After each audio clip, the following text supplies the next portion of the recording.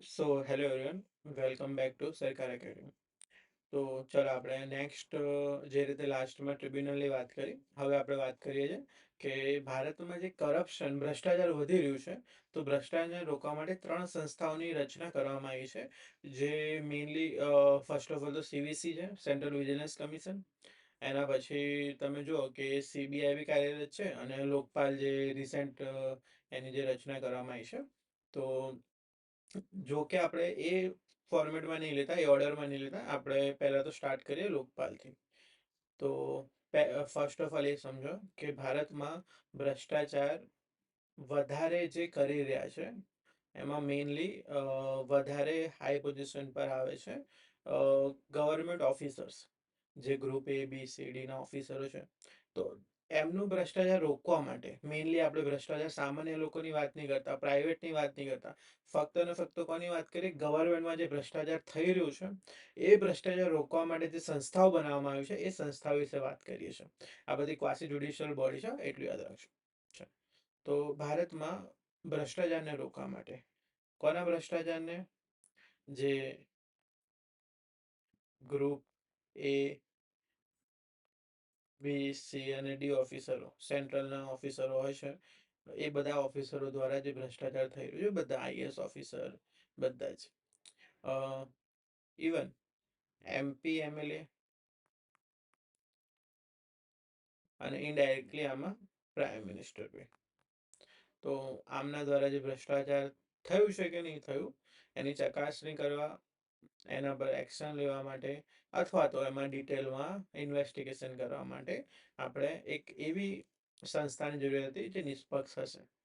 તો જોઈએ લોકપાલનું કઈ રીતનું જે છે બેઝિક હિસ્ટ્રી કઈ રીતે આવે છે, અત્યારે કઈ રીતે વર્ક કરે છે, અને શું લોકપાલ ભ્રષ્ટાચાર રોકવા માટે એટલું કારગર સાબિત થયું છે કે નહીં. ચલો લેટ્સ મૂવ. તો જો ભારતમાં લોકપાલ હોવું જોઈએ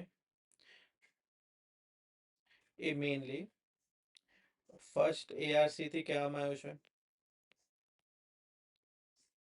સ્વીડનમાં લોકપાલની સ્થાપના 1809 થી કરવામાં આવી. સ્વીડનમાં બેઝિકલી લોકપાલ નહીં કહેતા, ત્યાં ઓમ્બર્ટ્સમેન કહેવામાં આવે છે. ઠીક, ઓમ્બર્ટ્સમેન લખી જ દઉં છું અહીંયા.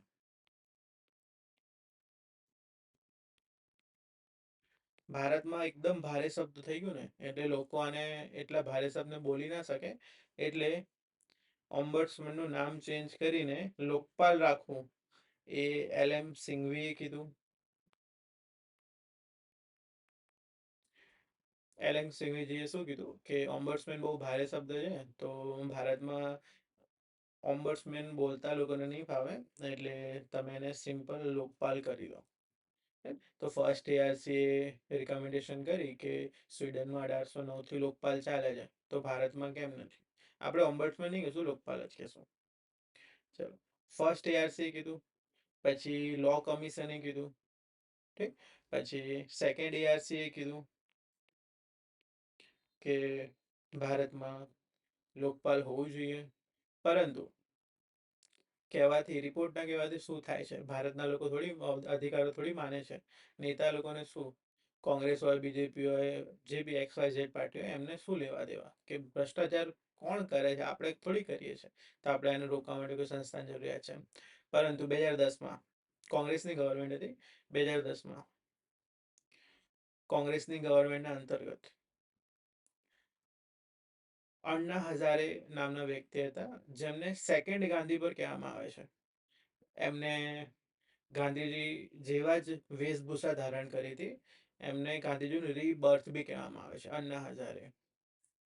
ને એ ટાઈમે એમણે સ્ટાર્ટ કર્યું ભ્રષ્ટાચાર વિરુદ્ધ Bharat, India against corruption campaign start કર્યું, મેઇનલી ઇન્ડિયા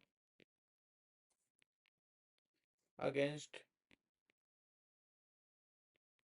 કરપ્શન. સી, આ એટલું જબરદસ્ત કેમ્પેન હતું ને કે એમાં ઘણા બધા નેતાઓ જોડાયા. અત્યારના જે ફેમસ નેતાઓ છે ને, તમે વાત કરો અરવિંદ કેજરીવાલજી, પછી આઈપીએસ કિરણ બેદી, જેટલા બી મોટા મોટા નામો છે, બીજેપીમાંથી ઘણા બધા નામો બી જોડાયા હતા. તો જેટલા બી મોટા મોટા નામો છે બધા જ આમાં જોડાયા હતા. ઠીક. અને બહુ મોટા લેવલ પર આ જે કહેવાય ને કે બહુ મોટા લેવલ પર 2010માં ગયેલું. હવે ઇન્ડિયા અગેન કરપ્શન 2010માં સ્ટાર્ટ થયું દિલ્હીમાં એક જ જગ્યાએ છે જ્યાં બધા જ ધરણા પ્રદર્શન થાય છે, રામલીલા મેદાન. ત્યાં જોરશોરથી ધરણા પ્રદર્શન થયું, ઘણા બધા જોડાયા. પરંતુ અન્ના હજારે કીધું કે પોલિટિકલ કોઈ એજન્ડા નથી, એટલે પોલિટિકલ જે બી લીડર્સ છે એ બધામાં સામેલ ના થઈ શકે. એટલે જેટલા પોલિટિકલ લીડર્સ હતા એ લોકોએ બેકડાઉન કર્યું. એ ટાઈમે અરવિંદ કેજરીવાલજી, કિરણ બેદીજી કોઈ આમાં પોલિટિકલ પાર્ટીમાં હતા ને, એટલે આમ મેઇન ચહેરાઓ કહેવાય ને, મેઇન ફેસ હતા. વચ્ચે અન્ના હજારેજી બેસે અને ત્યાં સ્લોગન શું લાગે? अन्ना नहीं आंधी है, देश का दूसरा गांधी है. હિન્દીમાં સ્લોગન લાગતેલા, એટલે બહુ ફેમસ સ્લોગન થયેલા, અન્ના નહીં આંધી હે, દેશ કા દૂસરા ગાંધી હે. લોકોને એવું જ કે ભાઈ ગાંધીજી પુનર્જન્મ લીધો, એટલે લોકો તો એટલી મોટી માત્રામાં જોવા આવ્યા ને કે જેની કોઈ હદ નથી. અને આ જે આખું વિરોધ પ્રદર્શન છે બહુ મોટા લેવલ પર લોકોની ભીડે ભીડ લાગી ગઈ હતી. એટલે ત્યાંથી ખબર પડે છે કે ગાંધીજીની કેટલી મોટી ફેન ફોલોઈંગ હતી. એટલે ગાંધીજીને ખાલી રીબર્થ થયા જોવા માટે લોકો આવી ગયા. અને આજે કહેવાય ને કે આ વિરોધ પ્રદર્શન છે બહુ મોટા લેવલ પર આને સફળ કર્યો. અત્યારે કોઈ બી જેટલા બી કેમ્પેન થાય છે બહુ ઓછા લોકો આવે છે, ત્યાં તો લાખોમાં લોકો આવી ગયા હતા. હે તો ગવર્મેન્ટના અગેન્સ્ટમાં અમને કર્યું. ગવર્મેન્ટે શું કશું એક્શન ના લીધી. આમને જેલ પછી થોડા ટાઈમ પછી બધાને જેલમાં પોલીસ કાર્યવાહી કરીને જેલમાં નાખી દીધા. અને પરંતુ સૌથી મોટી પ્રોબ્લેમ શું થઈ, એ ટાઈમે જે ગવર્મેન્ટ હતી, ગવર્મેન્ટમાં તમને ખબર છે કે આપણા જે એના પહેલાંના પૂર્વ પ્રધાનમંત્રી છે, પરંતુ એ ટાઈમે જે ગવર્મેન્ટ હતી એ આખી જ બધી ગાંધી ફેમિલીથી હતી. તો ત્યાંના જે મેઇન ઉત્તરાધિકારી હતા રાહુલ ગાંધીજી. તો રાહુલ ગાંધીજીએ શું કર્યું, આ કેમ્પેનનો સાથ આપી દીધો. એમણે પબ્લિકમાં કહી દીધું કે નહીં, ભારતમાં લોકપાલ હોવું જ જોઈએ. હવે ગવર્મેન્ટ આજે એમની હતી અને નેક્સ્ટ પ્રધાનમંત્રી જે બનવાના હતા, ઓન પેપર તો નહોતું, પેલા અંદર મિટિંગમાં તો ડિસિઝન હતું કે ભાઈ હવે નેક્સ્ટ પ્રધાનમંત્રી રાહુલ ગાંધીજી બનશે, કેમ કે કોંગ્રેસની સરકાર છે અને સારી એવી બહુમતી હતી. તો હવે એમણે જ કહી દીધું કે ભાઈ આ હોવું જ જોઈએ. તો ગવર્મેન્ટ શું કરી શકે? ગવર્મેન્ટ કશું ના કરી શકે. ગવર્મેન્ટ એમને છોડવા પડ્યા અને એક સમિતિ બનાવી દીધી. ગવર્મેન્ટ જો જલ્દીથી એ નહીં કહેતી કે ભાઈ કાલે ને કાલે કરી દઈશું. ગવર્મેન્ટનું કામ જો કઈ રીતે ચાલે. ગવર્મેન્ટે કીધું હવે સમિતિ બનાવશું. સમિતિ બધું ડ્રાફ્ટ બનાવશે કે બિલ શું હોવું જોઈએ, કયા કયા પ્રોવિઝન હોવા જોઈએ. ડ્રાફ્ટ મેઇનલી અરવિંદ કેજરીવાલજીએ બનાવીને આપ્યું. અને એ જે પ્રદર્શનમાં હતા એમણે આપ્યું કે ભાઈ આવું હોવું જોઈએ. અને ભારતમાં લોકપાલ અને 2010માં બધું થયું. તો ભારતમાં 2013ની અંતર્ગત ઠીક અહીંયા લખ્યું છે કે લોકપાલ અને લોકાયુક્ત બિલ 2013ની અંતર્ગત પસાર થયો. આ જે ઉપરથી જે સ્ટોરી છે એ તમને કહી દીધી. અહીંયા લખ્યું છે કે LM સિંઘવીજીએ વર્ડ આપ્યો ને બધું આમાં પૃષ્ઠભૂમિમાં લખ્યું છે. 2013માં પસાર થયું, પરંતુ લાગુ 2014માં થયું. પરંતુ ત્યાં સુધી જ્યારે લાગુ થયું 2014માં, ત્યાં સુધી સરકાર બદલાઈ ગઈ. લોકપાલના કારણે આજે આખું આમરણ અનશનથી લઈને જેટલું બી મોટું પ્રદર્શન થયું એના કારણે લોકોનો વિશ્વાસ ઉઠી ગયો સરકાર પરથી. અને લોકોના અવિશ્વાસના કારણે પછી ચેન્જ થઈ ગઈ ગવર્મેન્ટ. હવે ગવર્મેન્ટ કોઈ બી હોય, લોકપાલનો વિરોધ બધા જ કરે છે ને. એટલે 2014માં ગવર્મેન્ટ આવી અને ગવર્મેન્ટનું પહેલું કામ શું હોય, લોકપાલ પાસ તો થઈ ગયો, બિલ તો પાસ થઈ ગયો, એને ઇમ્પ્લિમેન્ટ કરો અને લોકપાલમાં જે હેડ હોય ચેરપર્સન એને નિયુક્ત કરો. પરંતુ જો સ્ટોરી શું છે, હવે થયું શું કે 2014માં ચેરપર્સન હોવા જોઈએ જે તમે કહો છો. અત્યારે જે ચેરપર્સન હોય છે એમને આપણે આદરથી, સન્માનથી, રિસ્પેક્ટથી લોકપાલ જ કહીએ છીએ. તે લોકપાલ કહું એનો મતલબ એવું સમજી લેવાનું કે ભાઈ જે હશે ચેરપર્સન હશે. તો જે ઇમ્પ્લિમેન્ટ થયું તો સેન્ટરમાં લોકપાલ, એટલે સેન્ટરના જેટલા બી ઓફિસરો છે એને લોકપાલ જોશે. અને સ્ટેટ, જે બી તમે રાજ્ય કહી શકો, એના માટે લોકાયુક્ત છે. લોકાયુક્ત રાજ્ય માટે. હવે એક વસ્તુ ધ્યાન રાખો કે જે લોકાયુક્ત છે, અહીંયા લખી દઉં છું. લોકાયુક્ત 2013માં નહોતું બન્યું, એ બહુ પહેલા બની ગયું હતું. લોકાયુક્તમાં કેવું કે રાજ્ય દ્વારા બનાવવામાં આવે છે, એટલે અરાઉન્ડ 1970s મહારાષ્ટ્ર ગવર્મેન્ટે લોકાયુક્ત બનાવી દીધું હતું. એટલે ઘણી બધી રાજ્ય સરકારોએ પોતાને રાજ્યમાં લોકાયુક્ત બનાવી દીધું. એટલે રાજ્ય માટે લોકાયુક્ત અને સેન્ટ્રલ જે કેન્દ્ર છે એના માટે લોકપાલ વર્ક કરશે. હવે લોકપાલની અંતર્ગત છે શું કે 1 સેકન્ડ, હા ચલો સ્પેસ મળી ગઈ. હવે જે લોકપાલ હોય છે, મતલબ ચેરપર્સન, એ કોણ હશે એ સિલેક્ટ કરવા માટે એક સમિતિ બનાવવામાં આવે છે. સમિતિ નામ સજેસ્ટ કરશે કે ભારતમાં કોણ લોકપાલ હોવું જોઈએ. એટલે સમિતિમાં હોય છે, બટ ઓબ્વિયસ છે પ્રાઇમ મિનિસ્ટર હશે, પછી સ્પીકર હોય છે, લોકસભા અધ્યક્ષ, પછી સીજીઆઈ હોય છે. ચોથું જે મેઇન પ્રોબ્લેમેટિક હતી, લીડર ઓફ ઓપોઝિશન પાર્ટી, વિરોધ પક્ષના નેતા.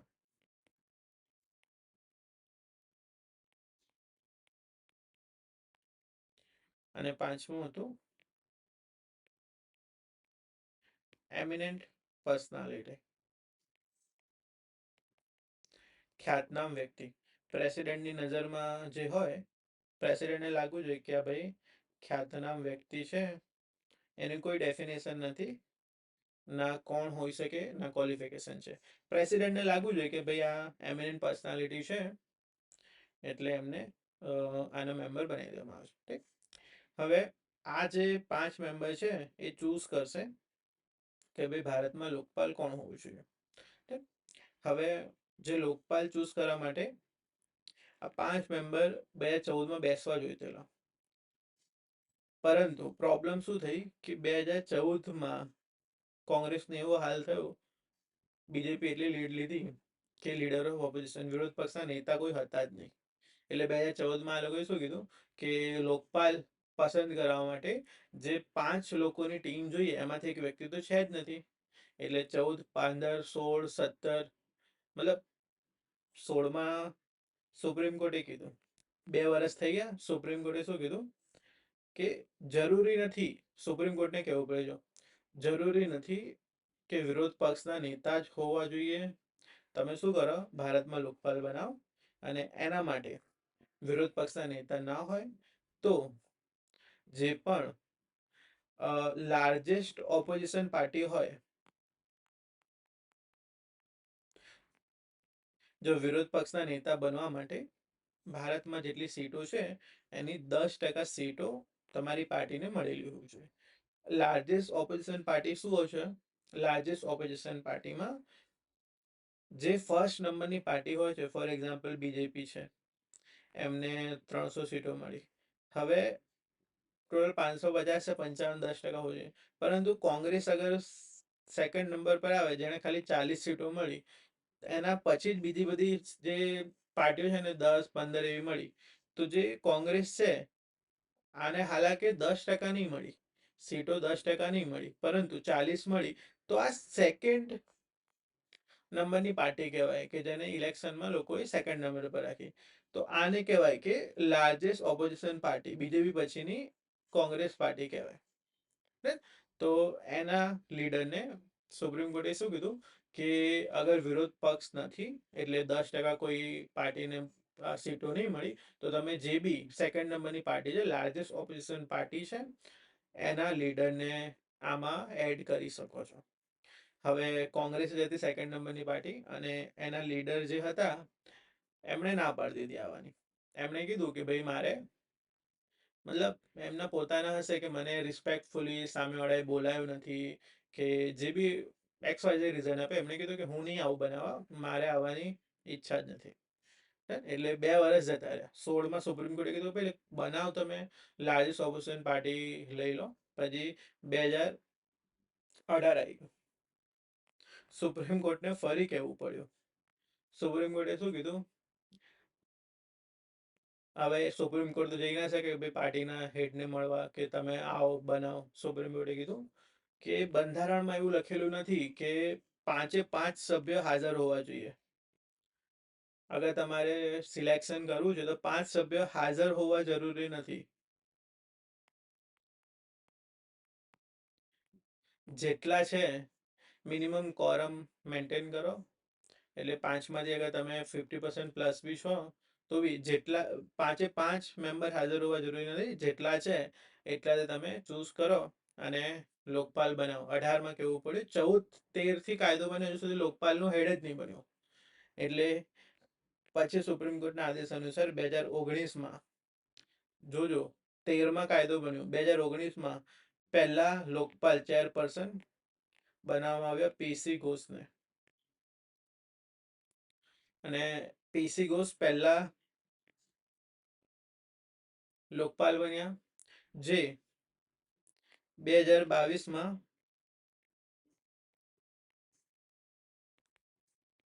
રિટાયર થઈ ગયા. ને હવે જો ગવર્મેન્ટનું જો આમાં આ ગવર્મેન્ટની ઈચ્છા જ નથી કે ભાઈ લોકપાલ કોઈ હોવું જ જોઈએ. આના પછી 2022 પછી 2 વર્ષ સુધી આ સીટ વેકેન્ટ રહી. જસ્ટિસ ન્યાયાલયના જસ્ટિસ હતા એટલે આખું લખ્યું હતું જસ્ટિસ પીસી ઘોષ. જો 2 વર્ષ સુધી આ સીટ વેકેન્ટ રહી. એટલે તમે આમાં જોઈ શકો કે 2022 છે 22 થી 24 સુધી કોઈ લોકપાલ હતા જ નહીં, ચેરપર્સન હતા નહીં. પછી 2024માં નવા લોકપાલની નિયુક્તિ કરવામાં આવી, જેનું નામ છે અહીંયા લખું છું. 2024માં ગેપ તો રહેવાની જ છે. 2 જ હજુ સુધી લોકપાલ આવ્યા. જસ્ટિસ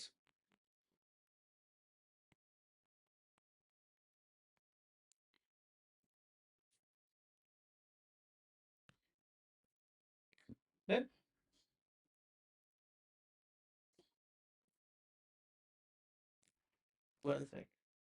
રીડ કરી શકો ને. ખાનવિલકર ખાનવિલકર છે, સોરી નામ જ હું વેરીફાઈ કરતેલો. જસ્ટિસ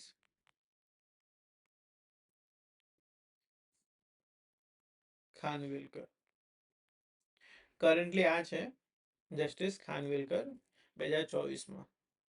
એટલે હજુ સુધી ખાલી 2 જ લોકપાલ બન્યા છે. એટલે આયરાની જો દેશની કે લોકપાલ બનાવવામાં જ આ લોકોએ કેટલી આળસ રાખી છે. બનાવવાની ઈચ્છા જ નથી. આ તો શું કે બનાવવું પડે છે એટલે ઈચ્છા તો છે જ નથી. કોંગ્રેસ ગવર્મેન્ટ એક્ટ પાસ થયું, બનાવવું તો પડશે જ. હવે એક્ટને તો રદ કરી નાખો. કેટલા મોદીજી કેટલા એક્ટ રદ કરશે, ઘણા બધા એક્ટને અમેન્ડ કરી દીધા કરશે અને ફ્યુચરમાં પેલા આમાં જો કશું કાર્ય થવા દો. એટલે લોકપાલની આ સ્ટોરી છે, બેઝિક સ્ટોરી આ છે. હવે ઓલમોસ્ટ બધું આઈડિયા તો આવી ગયો તમને કે કઈ રીતે શું થયું. લોકપાલ પછી આમાં બી આઈડિયા 1922માં રિટાયર થયા. અને સમિતિમાં કોણે 5 મેમ્બર. હવે જો તમે એક વસ્તુ ફરી સમજી લો કે તમારે અગર લોકપાલમાં કોઈ પણ અધિકારીના અગેન્સ્ટમાં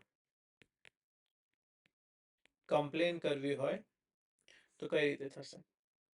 જો કમ્પ્લેન 5 સ્ટેજીસમાં કરવામાં આવે. પહેલું તો કમ્પ્લેનનું જો ફોર્મેટ છે પ્રિવેન્શન ઓફ કરપ્શન એક્ટ 1988 અંતર્ગત આનું ફોર્મેટ હોવું જોઈએ કમ્પ્લેનનું. પ્રિવેન્શન ઓફ કરપ્શન એક્ટ 1988 અંતર્ગત આનું ફોર્મેટ હોવું જોઈએ. પછી જેવી કમ્પ્લેન ફાઇલ થઈ તો સ્ટાર્ટ થશે ઇન્ક્વાયરી.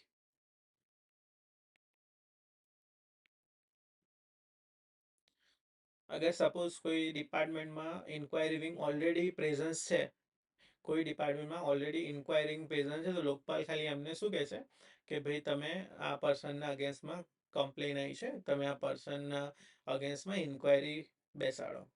જેવું નહીં તમે મૂવીઝમાં જોતા હશો ઇન્ક્વાયરી બેસે એટલે પર્સનને બોલાવવામાં આવે એટલે ક્વેશ્ચનિંગ કરવામાં આવે છે. હવે ઇન્ક્વાયરી થયા પછી એકવાર ઇન્ક્વાયરી થઈ જાય, ઇન્ક્વાયરી થયા પછી અગર એમને લાગે કે હા પર્સન ગિલ્ટી છે તો ક્વેશ્ચનિંગ સ્ટાર્ટ થાય. પર્સનને બોલાવીને ક્વેશ્ચનિંગ હિયરિંગ સ્ટાર્ટ થાય. એ પર્સનને પછી સસ્પેન્ડ કરી દેવામાં આવે. અમુક કેસીસમાં સસ્પેન્ડ કરે છે. હવે પર્સન કોઈ ઇમ્પોર્ટન્ટ કેસ પર કામ કરે તો નહીં કરતા. ક્વેશ્ચનિંગ સ્ટાર્ટ થાય એટલે ઓફિસમાં બોલાવે. જે ઇન્ક્વાયરી વિંગ હોય એ ક્વેશ્ચનિંગ કરે અને A to Z જે બી કમ્પ્લેન હોય એના અગેન્સ્ટમાં કે જે એમને લાગતું હોય ઇન્ક્વાયરી પછી એ બધે ક્વેશ્ચનિંગ કરે, એમનું જસ્ટિફિકેશન માંગે. હવે ફોર્થ સ્ટેજમાં શું હોય છે, પહેલું તો આની અંતર્ગત ફોર્મેટ હોય છે કે પ્રિવેન્શન કરપ્શન એક્ટ 1988 અંતર્ગત ફોર્મેટમાં તમારે શું કરવું પડશે, કમ્પ્લેન, પછી ઇન્ક્વાયરી જશે, એના પછી ક્વેશ્ચનિંગ માટે બોલાવવામાં આવશે, પછી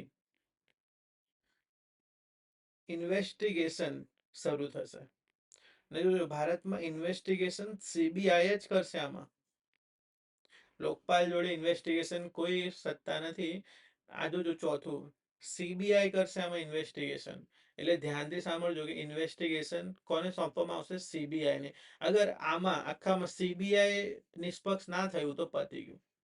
CBI ને સુપ્રીમ કોર્ટે કેજ પેરેટ કહીને સંબોધિત કરેલું છે, એટલે યાદ રાખજો.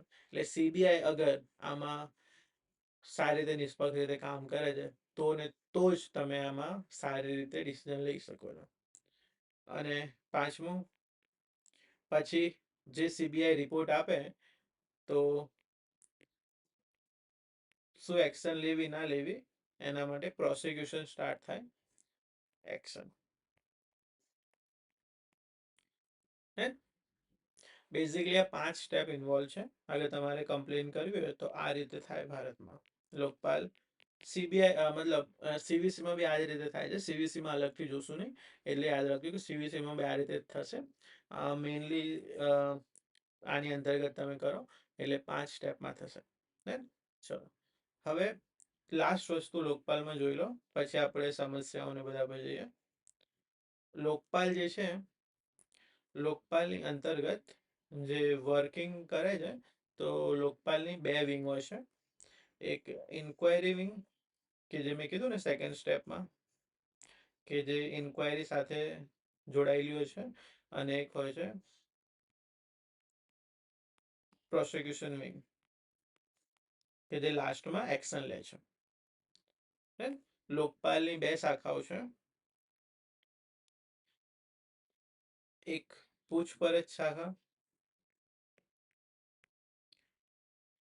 કે જે ઇન્ક્વાયરી કરશે, અને સેકન્ડ પ્રોસિક્યુશન. હવે કમાલની વાત શું છે, લોકપાલનો જે હેડ છે 2019માં નિયુક્ત કરવામાં આવ્યો, અને જે પ્રોસિક્યુશન વિંગ છે આના જે મેમ્બર છે જે એક્શન લેવા છે એની નિયુક્તિ 2022માં થઈ. એટલે જો એ આપણા પ્રોસિક્યુશન વિંગ આવી તેના પછી લોકપાલ જ નતા, લોકપાલ રિટાયર થઈ ગયા. તો જે ભારતમાં ચાલી રહ્યું છે લોકપાલમાં તમે જોઈ શકો છો કે આના મેમ્બર જ 2022માં પસંદ કરવામાં, જ્યારે લોકપાલ જ નિવૃત્ત થઈ ગયા અને 2 વર્ષ સુધી તો લોકપાલ જ હતા. હવે જે અત્યારે હાલના છે જસ્ટિસ ખાનવિલકર, હવે એમણે શું કર્યું ને શું કરી શકે એ જોઈશું આગળ. હવે તો આ આખું ડિટેલિંગ હતું લોકપાલની અંતર્ગત. ચલો તો લોકપાલમાં જે બી છે એ તમે ઓલમોસ્ટ બધું તમે કહી દીધું છે. હવે લોકપાલનું અધિકાર ક્ષેત્ર, લોકપાલ જે અધિકાર ક્ષેત્ર છે એમાં દરેક અધિકારીઓ આવી ગયા. ઠીક. પ્રધાનમંત્રી માટે અપવાદ છે કે ભાઈ તમે પ્રધાનમંત્રીને ડાયરેક્ટલી ના કરી શકો, અમુક કેસીસમાં કરી શકો, એ તમે જોઈ શકો. પછી સંસદને આમાં બાકાત કરવામાં આવેલી છે. સંસદમાં અગર મંત્રીઓ છે, સંસદમાં ચર્ચા કરાયેલા અથવા મતદાન કરેલા મુદ્દાઓ પર લોકપાલ પાસે અધિકાર ક્ષેત્રનો અભાવ છે. એટલે જે મુદ્દાઓ સંસદમાં ચર્ચા કરાયેલું છે કે મુદ્દા પેલા છે કે જે મતદાન વખતે કરાયેલા છે એમાં એનું એટલું બધું નહીં ચાલતું. ને એટલે નેક્સ્ટ બેમાં તમે જોઈ શકો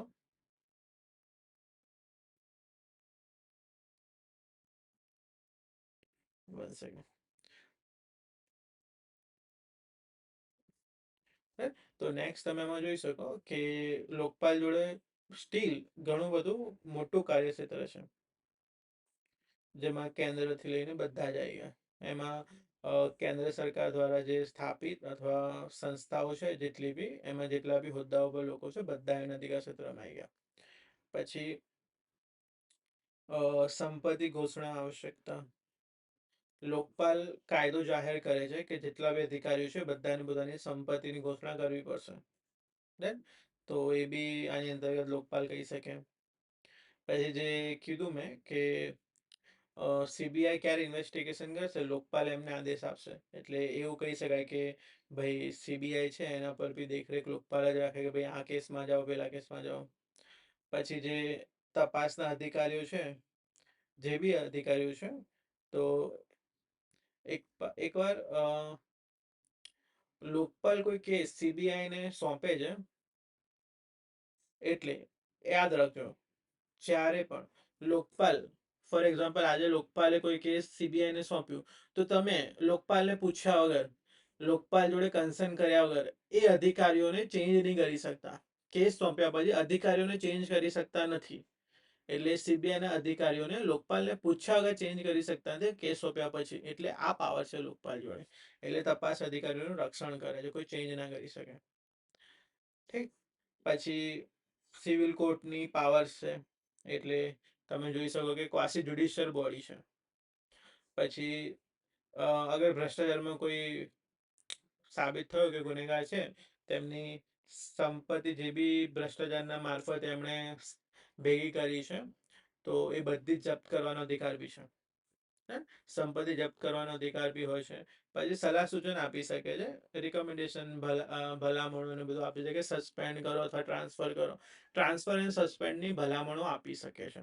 એટલે જો આ બધા જે છે લોકપાલ અધિકાર ક્ષેત્ર અને સત્તાઓ છે. એટલે જે બેઝિક છે એ બધું ડિસ્કસ કરી લીધું આપણે.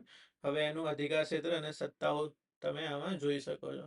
ઓલમોસ્ટ કે એનું જે કહેવાય ને કે એનું જે અધિકાર છે તે બહુ વ્યાપક છે. અમુક જ વસ્તુઓમાં કે ભાઈ હું સંસદમાં કશું બોલું એમાં હું લોકપાલ, એમાં કેસીસમાં લોકપાલ આમાં કાર્યરત નથી. પછી લોકપાલ સંસ્થા, સરકાર દ્વારા જેટલી બી સંસ્થાઓ બનાવવામાં આવી છે બધી સંસ્થાઓના અધિકારીઓ પર પોતાનું કંટ્રોલ કરી શકે છે. તમે અધિકારીઓ ચેન્જ ના કરી તો સીબીઆઈ ના તપાસ મોકલ્યા પછી, જે મેં સમજાવ્યું ને કે કઈ રીતે 4 સ્ટેટ પર સીબીઆઈ આવશે.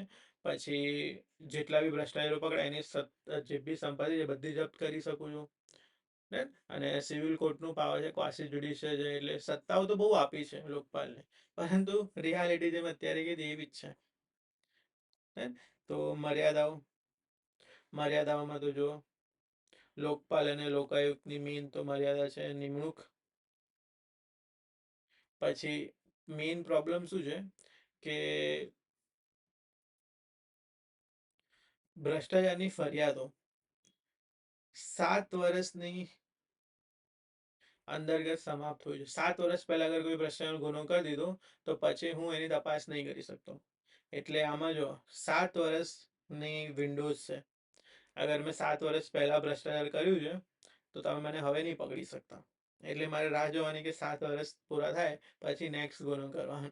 એટલે કહી શકાય કે આ બી એક મોટી પ્રોબ્લેમ છે. ઠીક. પછી લોકપાલને ખાલી એક્ટના દ્વારા જ, બંધારણમાં કોઈ એનું પ્રોવિઝન નથી, એટલે બંધારણનું સમર્થન નથી.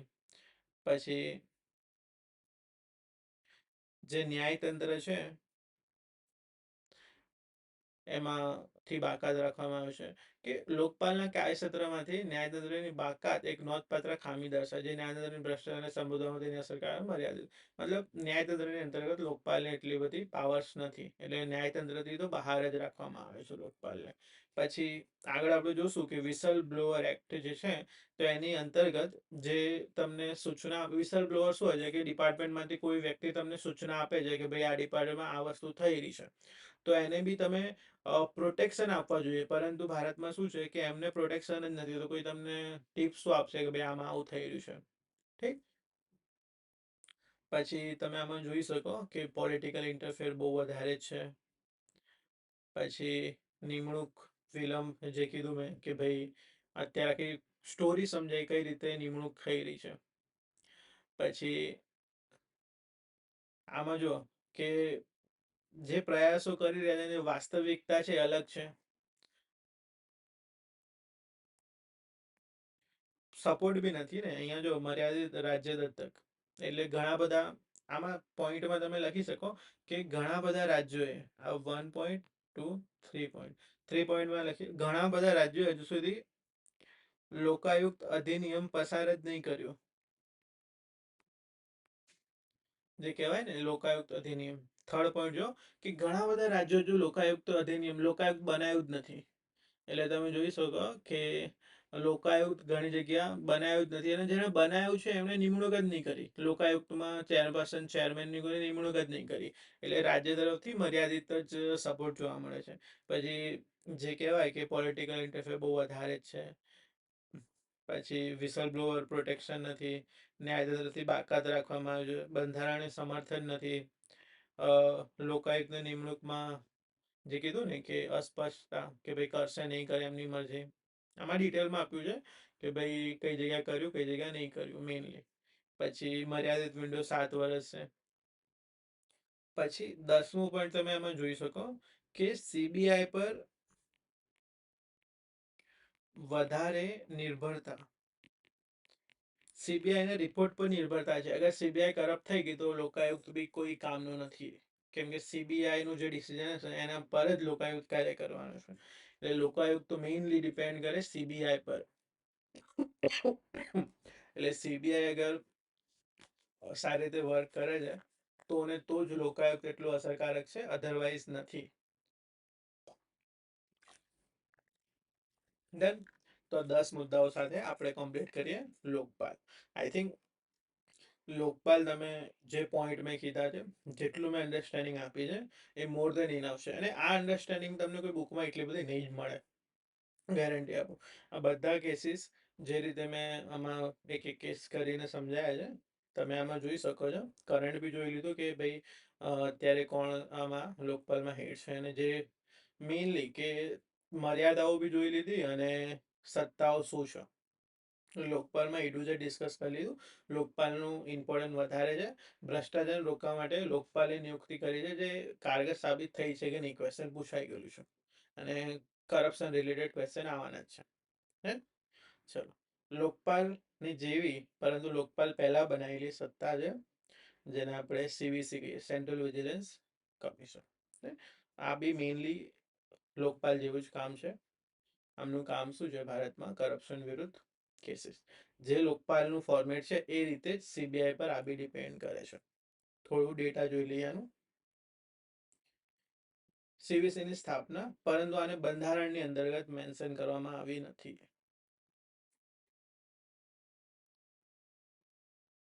પછી કરી દીધું. પછી સ્ટાર્ટિંગમાં નહોતું કર્યું, પછી કર્યું છે. સીવીસીની સ્થાપના 1964માં એક્ઝિક્યુટિવ રિઝોલ્યુશન કે ભાઈ જે બી ત્યાં કારોબારી સત્તા છે એટલે કારોબારી સત્તાના આદેશથી એક્ઝિક્યુટિવ, આ વર્ડ યાદ રાખજો, એક્ઝિક્યુટિવ રિઝોલ્યુશન. અગર તમે પ્રીવિયસ જોયું હશે તો પ્રીવિયસમાં બી એક સંસ્થાની વાત કરી જેને એક્ઝિક્યુટિવ રિઝોલ્યુશનથી કારોબારી ઠરાવ દ્વારા બનાવવામાં આવી છે. એ તમે કહેજો મને કઈ છે. ને શરૂઆતમાં બંધારણ દરજ્જો નથી પરંતુ બાદમાં 2003માં એને વૈધાનિક માન્યતા આપવામાં આવી છે. ચલો, વૈધાનિક માન્યતા એટલે બંધારણમાં તો અત્યાર સુધી એનો કોઈ આર્ટિકલ છે નહીં. વૈધાનિક માન્યતા આપવામાં એક્ટ બનાવવામાં આવ્યો છે. તો 2004માં એક્ટ તો કયું છે 2003નું છે. 2004માં ભ્રષ્ટાચાર અને તેનો દુરુપયોગ રોકવા માટે આની નિયુક્તિ કરવામાં આવી છે. ઠીક. કામ શું છે ભ્રષ્ટાચાર વિરોધી બધા કામ છે જે બી મેં કીધા કે ભાઈ સીબીઆઈ ઇન્વેસ્ટિગેશન માટે જવાબદાર છે તો ઓલમોસ્ટ જે ભ્રષ્ટાચાર રિલેટેડ કામ છે એ કરશે. પરંતુ આમાં એક છે કે એક પોઈન્ટ યાદ રાખજો, લોકપાલ દ્વારા ઉલ્લેખિત કેસોની પ્રારંભિક તપાસ પણ કરે છે. લોકપાલને મેં કીધું ને કે અલગ અલગ ડિપાર્ટમેન્ટમાં અલગ અલગ ઇન્ક્વાયરી વિંગ્સ હોય છે. એટલે લોકપાલને એવું થયું કે નહીં ભાઈ મારે નહીં જવું તો સીવીસીને પ્રારંભિક તપાસ સોંપી શકે છે. આ બધા જોડાયેલા જ છે. એટલે સીવીસીને પ્રારંભિક તપાસ સોંપી શકે લોકપાલ મેઇનલી. જો આમાં સીવીસી નું એક અલગથી કામ છે, એ તમે જોજો. સીવીસી વાર્ષિક ધોરણે રાષ્ટ્રપતિને તેની કામગીરીનો અહેવાલ રજૂ કરવાની સત્તા ધરાવે છે. સીવીસી દર વર્ષે રાષ્ટ્રપતિને એક વાર્ષિક અહેવાલ કે ભારતમાં કેટલું કરપ્શન છે, અધિકારીઓ દ્વારા કેટલું કરપ્શન કરવામાં, અને રાષ્ટ્રપતિ આને ગૃહની સમક્ષ રજૂ કરે છે. તો એક આ સીવીસી નું એક્સ્ટ્રા 2 પોઈન્ટ જે છે એ મેં તમને એક્સ્ટ્રા કહી દીધા. અધિકાર ક્ષેત્ર ઓલ ઇન્ડિયા સર્વિસીસ, ઠીક, જાહેર ક્ષેત્રીય બેંકો ના અધિકારીઓ, જેટલા બેંકોના અધિકારીઓ છે, નાણાકીય સંસ્થાઓના અધિકારીઓ છે, કેન્દ્ર સરકારના જેટલા અધિકારીઓ છે, સ્થાનિક જેટલા અધિકારીઓ છે, બધા આમાં આવશે. ઓલમોસ્ટ બધા કવર કરે છે. ચલો, હવે જો પ્રધાનમંત્રી ડાયરેક્ટલી આમના અંતર્ગત, લોકપાલ અંતર્ગત કવર નહીં થતા, પરંતુ ઇનડાયરેક્ટલી તો કરી શકે છે. એના રીઝન આપણે આગળ ગવર્નન્સમાં, આગળ પોલિસી મેકિંગ એમાં ચર્ચા કરશું કે પ્રધાનમંત્રીને કેમ લોકપાલ અંતર્ગત લાવવું જોઈએ અને કેમ ના લાવવું જોઈએ. ઠીક, એ પોઈન્ટ્સ આપણે ચર્ચા કરશું. પછી જો કે સીવીસી જે છે, તો ભારતમાં સીવીસી અત્યારે કઈ કઈ સમસ્યાઓનો સામનો કરી રહી છે, પડકારો કયા કયા છે. તો સીવીસી જોડે એટલા કઈ રિયલ પાવર નથી. એ ફક્ત ને ફક્ત શું છે, સલાહકાર સંસ્થા તરીકે છે, રિકમેન્ડેશન આપે છે, બાકી એટલું કઈ રિયલ પાવર નથી. તો જો જે છે સલાહકાર સંસ્થા તરીકે બની રહી ગઈ છે, કે સલાહ જ આપે છે, બીજું કશું એક્શન લેવાની સત્તા નથી.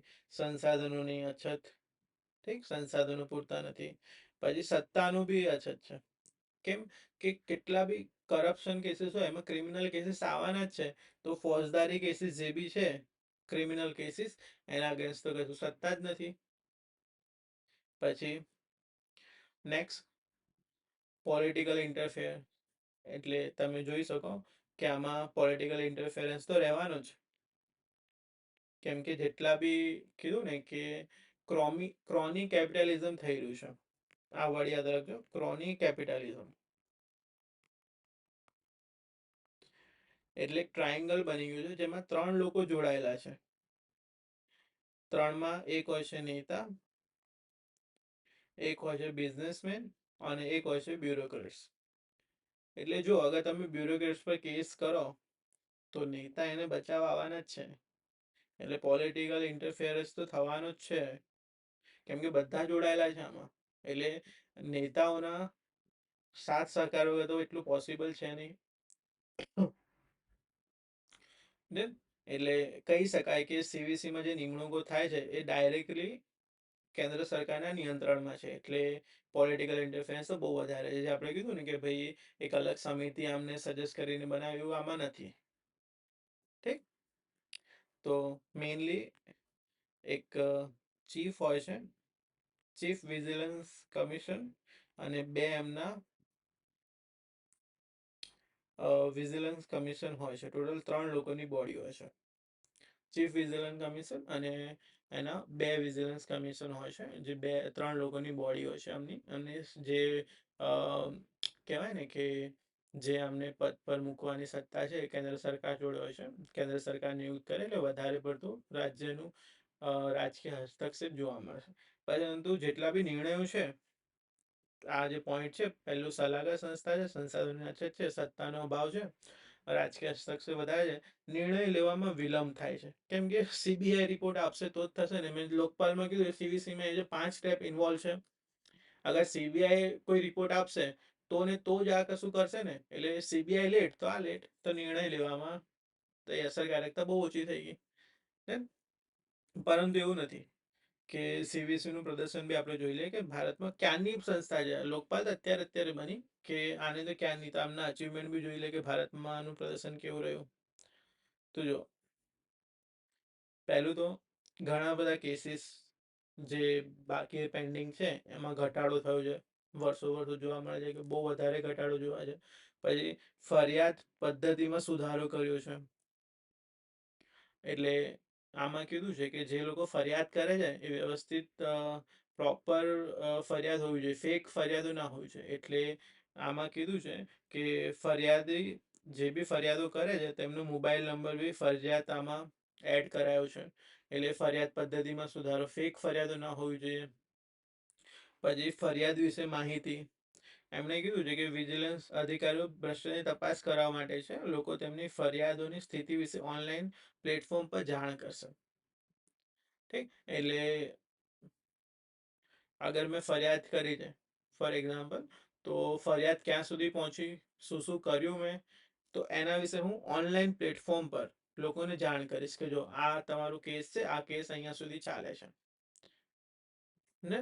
તો જો જે કેસીસ છે એમાં કઈ રીતે ઘટાડો થયો છે. ડિસેમ્બર 2019માં સરેરાશ કેસીસ 5,000 થી લઈને, પહેલા 5,000 જેવા સરેરાશ કેસીસ બાકી હતા અધિકારીના કેસમાં, જેનો ઘટાડો થઈને 1,700 થઈ ગયો છે. અચીવમેન્ટ એટલી નથી, પરંતુ કહી શકાય કે કેસીસ ઓછા થઈ ગયા છે. પહેલા 5,000 બાકી હતા, હવે કેટલા થઈ ગયા છે? 1,700. સિમ્પલ આમાં કેવું છે કે કેસીસ બહુ આમ આરામથી પતાવી દેવામાં આવે છે, જેના કારણે કેસીસ ઘટી ગયા છે. એટલે આ પ્રદર્શનમાં તમે જોઈ લો કે કેસીસના નંબર્સ ઘટી ગયા છે. ફરિયાદ પદ્ધતિમાં સુધારો કર્યો, મોબાઈલ નંબર એમાં નાખી દીધો કે જે પર્સન કમ્પ્લેન કરે એને ટ્રેક કરી શકાય. પછી ફરિયાદ ક્યાં સુધી પહોંચી, શું એક્શન લીધી, એ ઓનલાઈન તમને જાણ કરવામાં આવશે. તો આમનું પ્રદર્શન છે. ચાલો, સમસ્યાઓ જોઈ. સમાધાન તો આમાં કશું છે નહીં, એટલે સીવીસીમાં તમે એક બીજું પોઈન્ટ, આ તો ઓલમોસ્ટ થઈ ગયું સીવીસી સમસ્યાઓ જે છે. અને હવે મેઇન આપણે જે વાત કરીએ છીએ એ છે એક એક્ટની, જેને કહેવાય વિસલ બ્લોઅર પ્રોટેક્શન એક્ટ. આ ખાસ તમે ધ્યાનથી સમજજો અને કરજો, પૂછાવાની શક્યતા પૂરેપૂરી છે. વિસલ બ્લોઅર પ્રોટેક્શન એક્ટ શું હોય છે? મેઇન તો સમજો કે ભારતમાં અગર હું કોઈ ડિપાર્ટમેન્ટમાં કામ કરું છું, XYZ ડિપાર્ટમેન્ટમાં કામ કરું છું, અગર મને લાગે કે મારા ડિપાર્ટમેન્ટમાં બહુ વધારે જ ભ્રષ્ટાચાર થઈ રહ્યું છે, તો હું એની જાણકારી લોકપાલ, સીવીસી કોઈને બી આપીશ, XYZ સંસ્થાને આપીશ. ફોર એક્ઝામ્પલ સીવીસીને આપી સંસ્થા.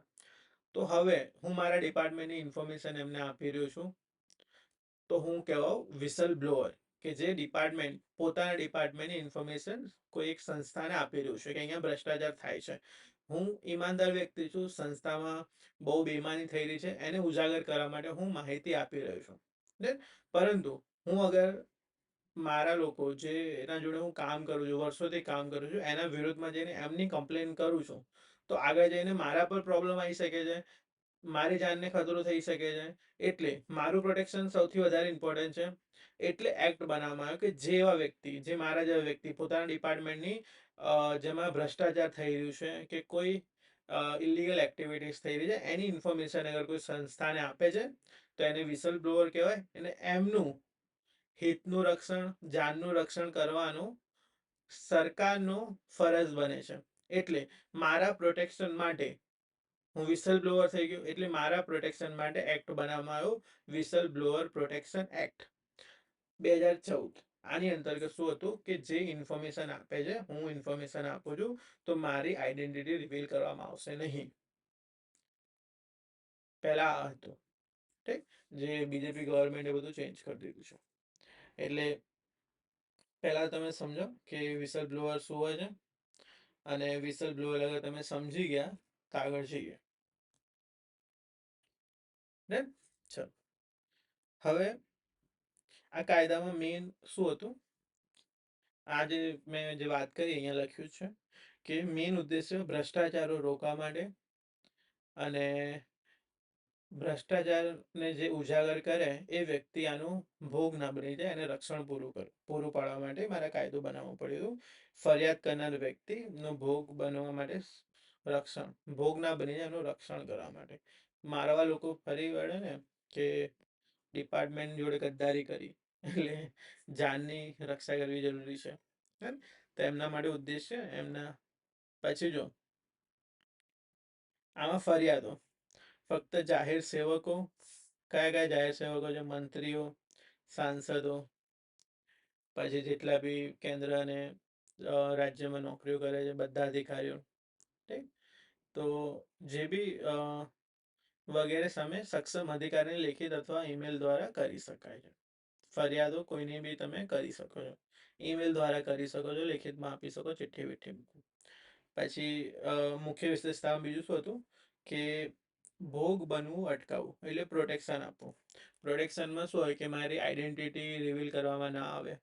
ઠીક, અગર કોઈ અંશે આઈડેન્ટિટી રિવીલ થઈ ગઈ ને મારા જે જીવન છે એને વધારે જોખમમાં આવી ગયું તો પછી મારે ટ્રાન્સફર કરી દેવામાં આવે બીજા ડિપાર્ટમેન્ટમાં. અગર મને એ સિટીમાં પ્રોબ્લેમ છે તો મને સિટી ચેન્જ કરાવી દેવામાં આવે. અગર મને આખા દેશમાં પ્રોબ્લેમ આવી ગઈ તો એ ટાઈમે મને દેશથી બીજા દેશમાં ફોરેનમાં જ મને ડિપાર્ટમેન્ટ ગુજરાત મતલબ ભારત ગવર્મેન્ટની અંદર જ, પરંતુ મને બીજી કન્ટ્રીમાં મોકલી દેવામાં આવે એમ્બેસીડીમાં ને.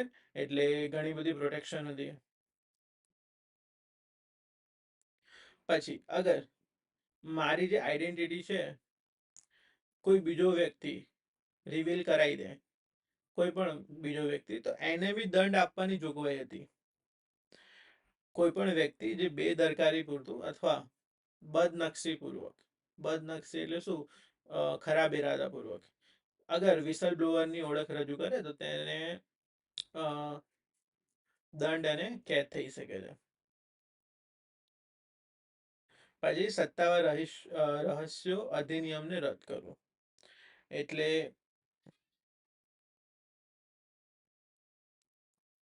Office secrecy act. તમને ખબર છે ને કે ભાઈ ઓફિસમાં બધાને સિક્રેસીનો જ ઓથ લેવામાં આવી છે કે ભાઈ સિક્રેસી દાખલ કરશો, કે ભાઈ દરેક વસ્તુ બધાને સામે મૂકવી જરૂરી નથી. પરંતુ જે આ ઓફિસ સિક્રેસી એક્ટ છે એનું ઘણું બધું મિસયુઝ થઈ રહ્યું છે. ઠીક, તો જે ઓફિસ સિક્રેસી એક્ટ છે તો એને રદ કરવામાં આવશે. એન ઇન ધ સેન્સ કે મારી ઓફિસની જાણકારી હું આપીશ સંસ્થાને, કેમ કે અહીંયા બહુ ખરાબ કામ થઈ રહ્યું છે અથવા ઇલીગલ કામ થઈ રહ્યું છે. પછી ફરિયાદ દાખલ કરવા માટે મર્યાદિત સમયગાળા આપવામાં આવ્યો છે. ઠીક, તો મેઇનલી સમયગાળો તો કેટલો હોય, 7 વર્ષ હોય. કરપ્શન હોય કીધું 7 વર્ષ માનીને ચાલવાનું. અગર હું ખોટી ઇન્ફોર્મેશન આપું તો 3 વર્ષની સજા અને 50,000 દંડ. અગર ખોટી ઇન્ફોર્મેશન આપું તો એટલે ખોટી ઇન્ફોર્મેશન ના આપી શકું. પછી જે પીડિત વ્યક્તિઓ છે એમને હાઈકોર્ટમાં 60 દિવસની અંદર અપીલ કરવાનો મોકો મળે છે આની અંતર્ગત. પછી એક્સેપ્શન છે કે આની અંતર્ગત અગર હું મિલિટરીમાંથી આવું છું તો મિલિટરીમાં હું વિસલ બ્લોઅર ના બની શકું. ઠીક, મિલિટરીમાં આ એક્ટનું મતલબ અગર મિલિટરીમાં હું છું તો મને આની અંતર્ગત પ્રોટેક્શન આપવામાં જ નહીં આવે. મિલિટરીમાં હું આવું ના કરી શકું.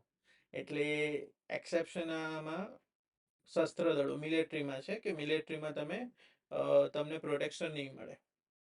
ઠીક, તો આ મુદ્દાઓ છે શેમાં, mainly whistle blower protection act, કે ફરિયાદો જે છે તમે કોના અગેન્સ્ટમાં કરી શકો, તમને કેટલું રક્ષણ આપવામાં આવે છે.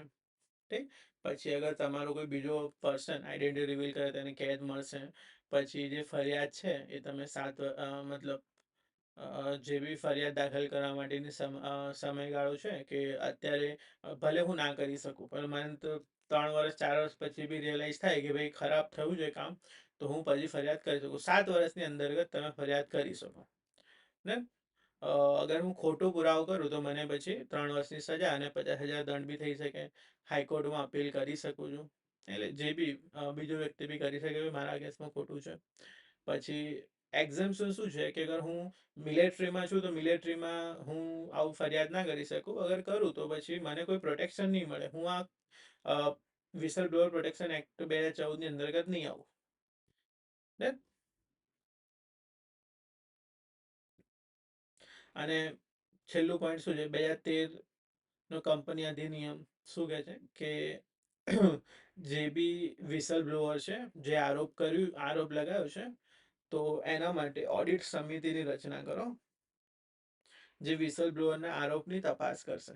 ઓડિટ સમિતિની રચના કરો જે વિસલ બ્લોઅરના આરોપની શું કરશે, તપાસ કરશે ને. તો આ હતું તેના અંતર્ગત વિસલ બ્લોઅરની, બીજી વાર કીધું મેં, વિસલ બ્લોઅરની વિશેષતાઓ, ફીચર્સ હતી. હવે ભારતમાં તમને શું લાગે કે અગર હું વિસલ બ્લોઅર બનું છું તો જે પ્રોટેક્શન છે મને મળે છે? એક લિસ્ટ લખાવજો. એક્ઝામમાં એટલું કામ નહીં લાગે, પરંતુ ભારતમાં તમને આ શું થઈ રહ્યું છે ને એના વિશે આઈડિયા આવશે. તો એવા કેટલા લોકો છે કે જે વિસલ બ્લોઅર બન્યા અને જેની હત્યા થઈ ગઈ. સાંભળજો, હત્યા થઈ ગઈ. તો પહેલું નામ છે સત્યેન્દ્રનાથ દુબે.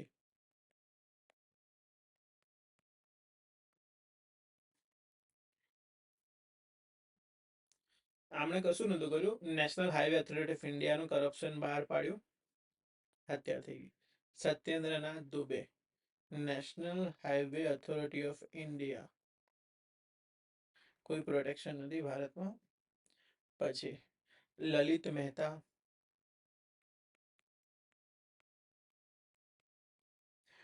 બીજું નામ છે શિંબુરામ બિશ્નોઈ, એટલે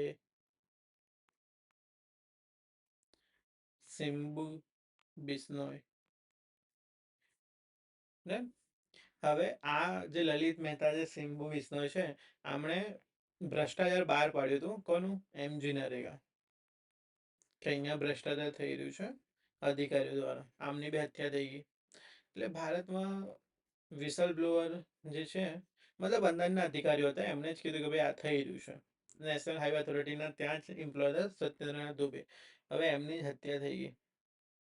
પછી તમે થર્ડ નામ તમે જોઈ શકો, નંદી સિંહ.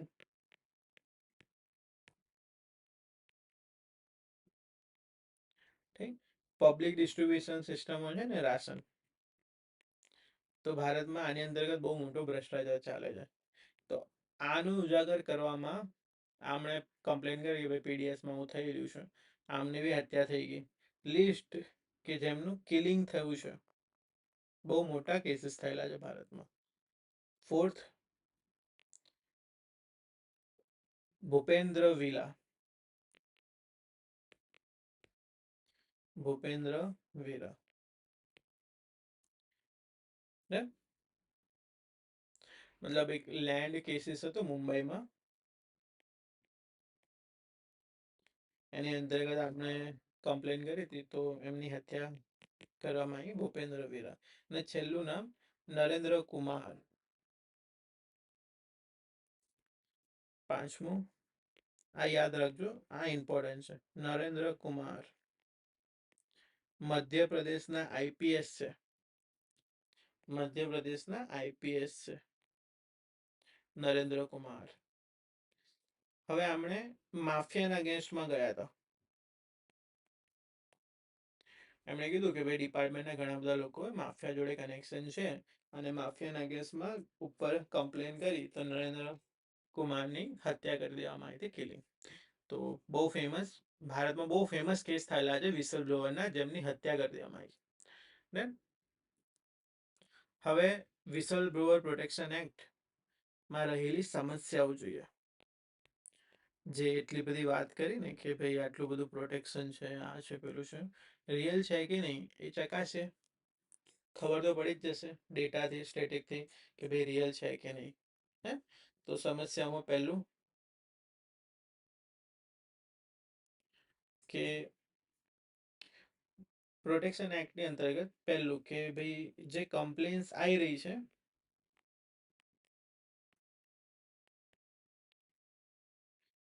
બધી કમ્પ્લેન્સ એનોનિયમસ છે, અજાણ વ્યક્તિ દ્વારા થઈ રહી છે.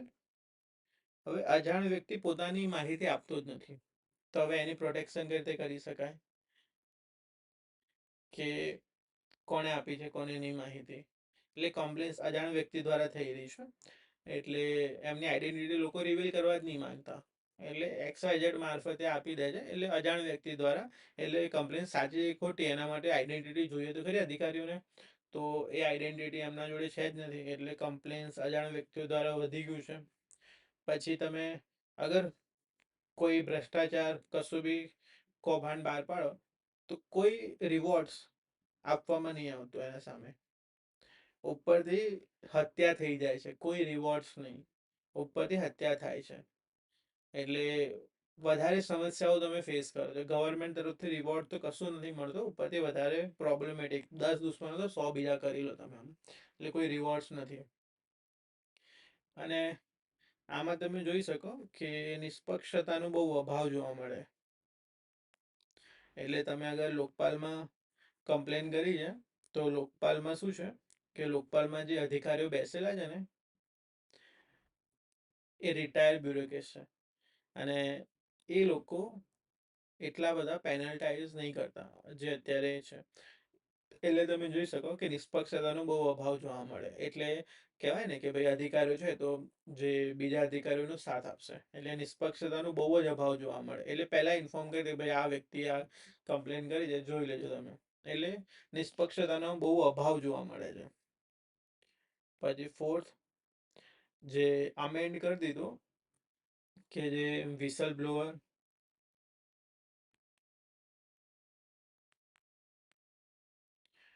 અધિનિયમ છે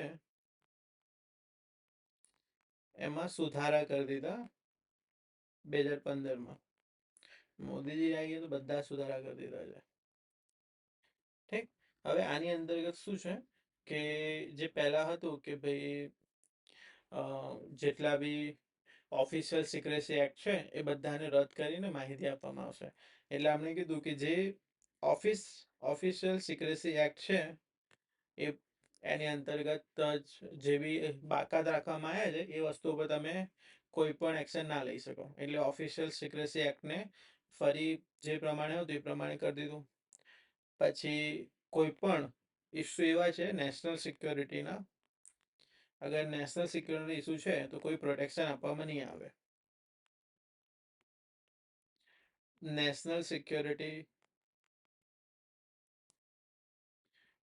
આમાંથી બાકાત રાખી દીધું કે નેશનલ સિક્યોરિટી લગતા કોઈ છે તેમાં કોઈ બી તમને જે સંરક્ષણ છે આપવામાં નહીં આવશે. અને આમાં કેવું છે કે ઘણી બધી વસ્તુઓ, ઘણી બધી સંસ્થાઓ આમાં બાકાત કરી દીધી. અને બીજું કે જે કહેવાય ને કે આઈડેન્ટિટી રિવીલ નથી કરવી, એ હવે વધારે આઈડેન્ટિટી રિવીલ થવા લાગી. એટલે પ્રોટેક્શન બહુ લેસ થઈ ગયું, એ કે બહુ ઓછું પ્રોટેક્શન મળે છે હવે. એટલે જે અધિનિયમ સુધારા કર્યું તે મોટી સમસ્યા ઉત્પન્ન કરી દીધી. એટલે તમે જોઈ શકો કે વિસલ બ્લોઅર પ્રોટેક્શન એક્ટમાં ઘણી બધી સમસ્યાઓ તમને જોવા મળે છે. ડન. સોલ્યુશન તો એ જ છે કે ફરી અમેન્ડ કરીને જે છે જૂની બધી વધારે થોડું પ્રોટેક્શન વધારી દો તો જ ભ્રષ્ટાચાર રોકાશે. ને તો આ બધી સમસ્યાઓ છે ને જે લિસ્ટ લખાઈ એ જોઈ લેજો એકવાર. જો જે પીડીએફ છે, પીડીએફ તો તમારે કરવાની જ છે. પીડીએફમાં બી ઘણી બધી વસ્તુઓ છે, પરંતુ હું પીડીએફ કરતાં વધારે જ કરાવું છું. પીડીએફ તો કવર કરું છું, પીડીએફ કરતાં વધારે વસ્તુઓ કરાવશું. ઘણી બધી વસ્તુઓ જો લોકપાલમાં જે વસ્તુ હતી એમાં લખેલી જ નથી, ઉલ્લેખ જ નહોતો. આમાં એ જો કે ભાઈ કિલિંગ વાળા નામ નહોતા, પછી સમસ્યાઓ નથી. એટલે ઘણી બધી વસ્તુ હું જાણી જોઈને બહાર રાખું છું કે હું ક્લાસમાં જ કરાવીશ એને. ને ચલો, ત્રીજી અને કરપ્શન માટેની ઇમ્પોર્ટન્ટ સંસ્થા છે, ઇન્વેસ્ટિગેશન માટે જેના પર ડિપેન્ડ રાખે છે, એ છે સીબીઆઈ. ને તો સીબીઆઈ જે છે, સીબીઆઈની સ્થાપના મેઇનલી 1963માં જે ગૃહ મંત્રાલય છે એના એક્ઝિક્યુટિવ રિઝોલ્યુશનથી બનાવવામાં આવ્યું હતું. સીબીઆઈ જે પાવર દિલ્હી પોલીસ એક્ટના અંતર્ગત બધા પાવર મેળવે છે ને ગૃહ મંત્રાલયના એક્ઝિક્યુટિવ રિઝોલ્યુશન કીધું ને, એક્ઝિક્યુટિવ રિઝોલ્યુશન ઠરાવ દ્વારા બનાવવામાં આવી હતી. હવે એમનું કામ શું છે? ઇન્વેસ્ટિગેશન કરવું છે, મેં ઓલરેડી કહી દીધું. હવે જે દિલ્હી પોલીસ સ્પેશિયલ એક્ટ છે એની અંતર્ગત જ સીબીઆઈને બધા પાવર મળે છે. એટલે 1941માં સ્પેશિયલ પોલીસ સ્ટાબ્લિશમેન્ટ જે એક્ટ હતું, મતલબ જે સ્પેશિયલ પોલીસ સ્ટાબ્લિશમેન્ટ સેટઅપ હતું જે અંગ્રેજોએ કર્યું હતું 1941માં, એનું નામ ચેન્જ કરીને સીબીઆઈ કરવામાં આવ્યું. જો 1948માં સ્પેશિયલ પોલીસ સ્ટાબ્લિશમેન્ટ હતું એનું જ સેટઅપને સીબીઆઈમાં મળશે, એટલે નામ ચેન્જ કરીને સીબીઆઈ કરવામાં આવ્યું. ને આવું કેમ કરવું છે, સીબીઆઈ કેમ લાવી છે, એ ભલામણ કરી કોણે? આ ખાસ યાદ રાખજો. સંથાનમ સમિતિ દ્વારા ભલામણ કરવામાં આવ્યું કે ભારતમાં સીબીઆઈ જેવું હોવું જોઈએ. એટલે સીબીઆઈ 1963માં ગૃહ મંત્રાલયના એક્ઝિક્યુટિવ રિઝોલ્યુશન ઠરાવથી પાસ કરવામાં સીબીઆઈ પાછળ કોઈ કાયદો અલગથી બનાવવામાં નહીં આવ્યો. સીબીઆઈ પોતાના પાવર્સ ક્યાંથી મેળવે છે? સીબીઆઈ પોતાના પાવર્સ, જો સીબીઆઈ પોતાના 1963માં એક્ઝિક્યુટિવ રિઝોલ્યુશનથી બનાવવામાં આવ્યું ઠરાવથી સીબીઆઈ પોતાના power Delhi police, Delhi special police, Delhi special police establishment act 1946, CBI જેટલા બી પાવર છે Delhi special police establishment act 1946 થી મેળવે છે. તો આ એક્ટની અંતર્ગત સીબીઆઈને પાવર મળે છે. એટલે સીબીઆઈ પાછળ કોઈ પોતાનો એક્ટ નથી, દિલ્હી પોલીસના એક્ટથી જ વર્ક કરે છે. સત્તા બધી ત્યાંથી જ મળે છે. હવે જો જે સીબીઆઈ છે, સીબીઆઈનું મેઇન ઇન્વેસ્ટિગેશન કરવાનું કામ છે ભ્રષ્ટાચારમાં, જે બી સીવીસી પ્રોવાઈડ કરે, પછી જેટલા બી નેશનલ ઇન્વેસ્ટિગેશન એજન્સી છે, પછી લોકપાલ જે પ્રોવાઈડ કરે, ભાઈ આમાં કામ કરવાનું છે, એ બધું કામ કરશે. સેન્ટ્રલ અને સ્ટેટ અલગથી પ્રોવાઈડ કરશે તો બી સીબીઆઈ વર્ક કરશે. એ ઓલરેડી આપણે જે બીજા બધા કેસીસ છે બધામાં જોઈ લીધા, એટલે અલગથી પાછું વાંચવાની જરૂર નથી. ઓલરેડી આપણે જોઈ લીધું સીબીઆઈનું. સીબીઆઈને ડાયરેક્ટરની નિમણૂક, જો સીબીઆઈને ડાયરેક્ટર હવે કઈ રીતે પસંદ કરવામાં આવે, તો સીબીઆઈના ડાયરેક્ટર માટે 3 મેમ્બર કમિટી હોય છે, જેમાં પ્રાઇમ મિનિસ્ટર, વિરોધ પક્ષના નેતા અને ભારતના મુખ્ય ન્યાયાધીશ સામેલ હોય છે. સીજીઆઈ 3 લોકોની કમિટી હોય છે. 1 second. PM, leader of opposition party અને ચીફ જસ્ટિસ ઓફ ઇન્ડિયા. હવે પહેલા શું હતું કે સીબીઆઈના ડાયરેક્ટર હશે એ 2 વર્ષ માટે કાર્ય કરશે, પરંતુ જે દિલ્હી પોલીસ એક્ટ છે એને અમેન્ડ કરવામાં આવ્યો, સુધારવામાં આવ્યો. Delhi special police establishment act amendment કરવામાં આવ્યું 2021માં. એની અંતર્ગત જે સીબીઆઈનું 2 વર્ષનું કામકાજ હતું એને ચેન્જ કરીને મહત્તમ 5 વર્ષની મંજૂરી આપવામાં આવી. એટલે હવે જે સીબીઆઈના ડાયરેક્ટર હશે, તમે ડાયરેક્ટરને 5 વર્ષ માટે પોઝિશન પર રાખી શકો ને એક્સટેન્શન 1 વર્ષ તમે એને મહત્તમ એક્સટેન્શન આપી શકો. એટલે મેક્સિમમ સીબીઆઈ ડાયરેક્ટરને 6 વર્ષ સુધી રાખી શકાય, એટલે 6 વર્ષથી વધારે ના રહી શકે. 1 વર્ષનું એક્સટેન્શન આપવામાં આવ્યું છે. મેઇન તો જે કીધું મેં કાર્યો એ જ છે. હવે જો સીબીઆઈમાં જોવાનું છે કે સીબીઆઈને મહત્તમ કહેવાય ને કે ભાઈ સીબીઆઈ જે છે એણે મહત્તમ કે એકદમ લેન્ડમાર્ક કાર્યો કર્યા હોય તો સીબીઆઈ દ્વારા જ જે બોફોર્સ કાંડ હતું 1980નું, બોફોર્સ ઘોટાળો બી કહેવાય છે, બોફોર્સ કાંડ બહાર પડ્યો. એમાં સીબીઆઈનો રોલ બહુ મહત્વ હતું. ઇન્વેસ્ટિગેશન કરીને એણે જ રિપોર્ટ આપી હતી. 2G સ્પેક્ટ્રમ ભારતમાં જે થયા છે, સત્યમ બહુ મોટું કૌભાંડ છે. આ 3 મેઇન જે તમને સાંભળ્યા છે ક્યાં ને ક્યાં, બોફોર્સ કૌભાંડ, 2G સ્પેક્ટ્રમ, સત્યમ, આ બધા બહાર પાડવામાં મુખ્યત્વે સીબીઆઈ નો રોલ હતો. હવે જો જે સીબીઆઈ છે, 1 સેકન્ડ, એક વસ્તુ સમજો કે સીબીઆઈ એક તો હોય છે કે જે જનરલ કેસીસ લે છે. જનરલ કેસીસ એટલે કોઈ પણ કેન્દ્ર સરકાર, રાજ્ય સરકાર આપે છે સીબીઆઈને. પછી એક હોય છે કરપ્શનના કેસીસ, ભ્રષ્ટાચાર વિરોધી, જે કોણ આપે છે? લોકપાલ, સીવીસી. પછી થર્ડ, અગર કોઈ ઇકોનોમિક ઓફેન્ડર હોય, વિજય માલ્યા જેવા ઇકોનોમિક ઓફેન્ડર, એમના કેસીસ લે છે. પછી કોઈ બીજા હ્યુમન રાઇટ્સ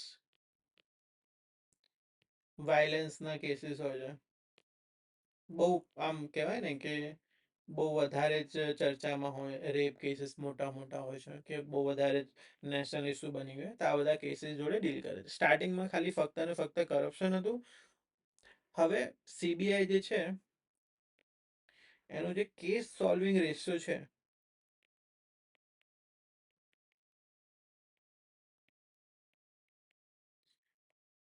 જો ધ્યાનથી સાંભળજો, સીબીઆઈ નું આ ચારમાં કામ કરે છે. પહેલા કરપ્શન હતું, પછી સારું કામ હતું એટલે વધારી દીધું. કેસ સોલ્વિંગ રેશિયો છે મોર દેન 70% છે. અગર તમે 100 કેસીસ આપો તો 70 ઉપર કેસીસ સોલ્વ કરી દે છે. 70 ઉપર કેસીસ સોલ્વ કરવા એટલે આટલું અરાઉન્ડ જે એફબીઆઈ છે અમેરિકાની, એમનું બી 60% છે, 60 to 65, ને સીબીઆઈ નું એના કરતા વધારે છે કેસ સોલ્વિંગ રેશિયો. પરંતુ આ જે કેસ સોલ્વિંગ રેશિયો છે ને એ જનરલ કેસીસમાં છે.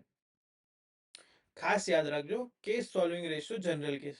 પરંતુ અગર કોઈ કેસીસ જેમાં કોઈ સેલિબ્રિટી સામેલ છે,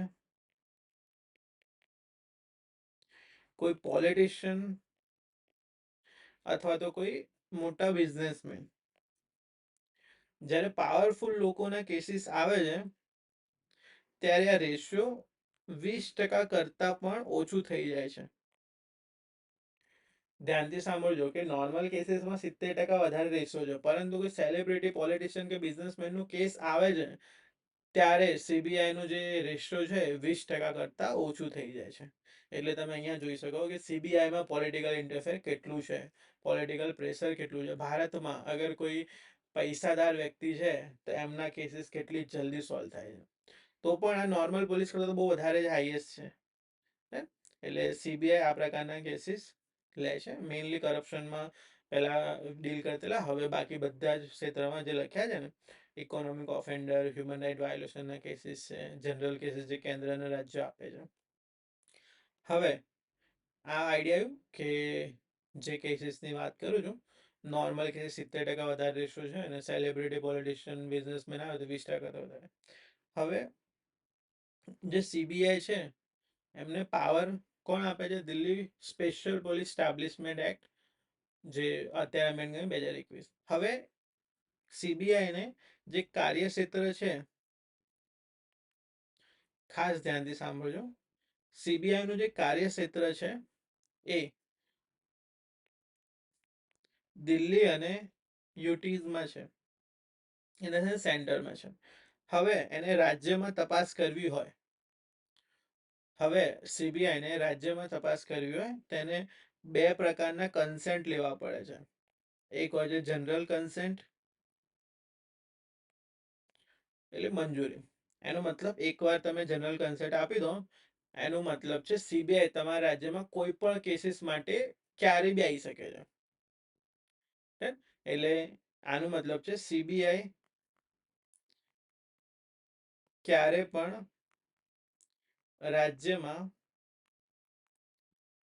તપાસ કરી શકે છે.